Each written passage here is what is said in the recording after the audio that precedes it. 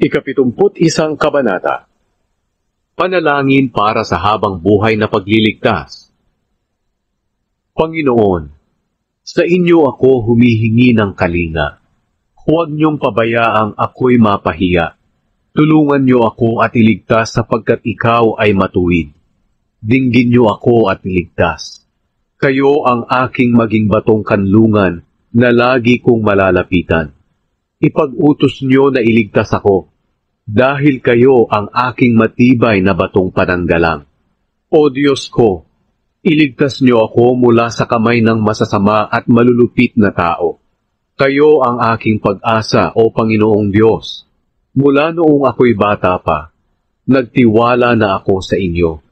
Mula nang ako'y isilang, kasama na kita, at ako'y inyong iningatan.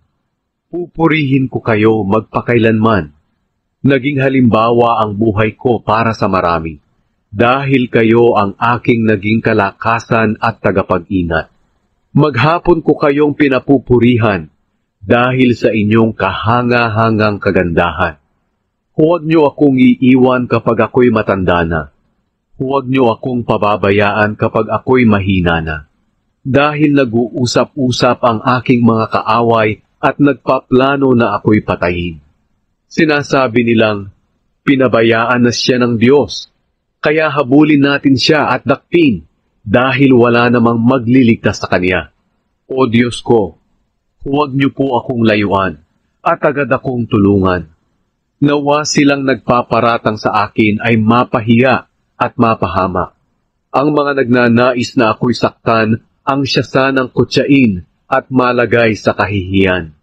Ngunit ako, O Diyos, ay palaging aasa at lalo pang magpupuri sa inyo. Maghapon kong sasabihin na matuwid kayo at nagliligtas, kahit na hindi ko lubusang maunawaan. Pupunta ako sa inyong templo, Panginoong Diyos, at pupurihin ko ang inyong mga kahanga-hangang ginawa. Ihahayag ko sa mga tao na kayo ay makatarungan. O Diyos, mula pagkabatay, itinuro niyo na sa akin ang tungkol sa inyong mga kahanga-hangang gawa. At hanggang ngayon, inihahayag ko ito sa mga tao. At ngayong ako'y matanda na at maputi na ang buhok, huwag niyo akong pabayaan, O Diyos.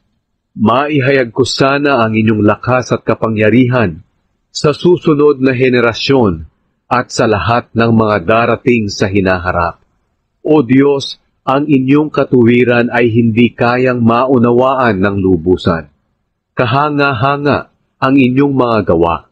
Tunay ngang walang sino man ang tulad ninyo. Bagamat pinaranas niyo ako ng maraming hirap, bibigyan niyo akong muli ng bagong buhay. Katulad ko'y patay na muli niyong bubuhayin. Bibigyan niyo ako ng mas higit na karangalan, at muli akong aaliwin.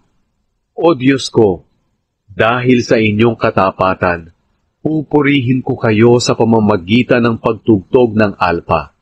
O banal na Diyos ng Israel, aawit ako ng mga papuri sa inyo sa pamamagitan ng pagtugtog ng lira. Dahil ako'y iniligtas niyo, sisigaw ako sa tuwa habang tumutugtog at umaawit ng papuri sa inyo. Lagi kong ipapahayag na kayo ay matuwid, dahil nabigo at nalagay sa kahihiyan ang mga nagnais na mapahamak ako.